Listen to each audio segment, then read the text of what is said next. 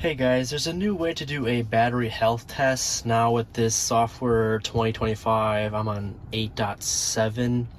You can see I only have 9,000 plus miles on my wife's Model Y here. So we're gonna go to service, and then you'll see here battery health. You can do battery health test. And it says warning, and of course all these lights need to be green. I'm gonna connect my vehicle now, 1 second. All right, you can see I just plugged it into a wall connector and now all the lights are illuminated. We're gonna hit start test. We're below 20%, you can see we're at 11. I will say the lower this number, the faster the better health test will complete, so it doesn't have to deplete the battery as far down as it needs to go, but we're at 11, we'll start test.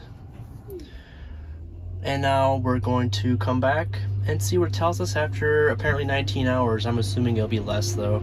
And you will hear the battery vehicle's fan start to rev up, as you can hear right now, to deplete the battery to ensure this test is done. So we'll come back, we'll see what it says.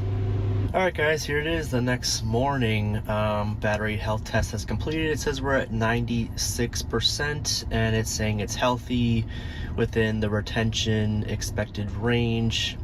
And it says your high voltage battery, like all rechargeable batteries, become less effective with age and use. To extend its retention, keep your vehicle plugged in when not in use and charge to the recommended limit. So because I'm at 100% now, I'm gonna go burn off some energy because we don't want to leave the vehicle at 100% with this type of battery. If you like this video, be sure to like it, share it with others. Thanks.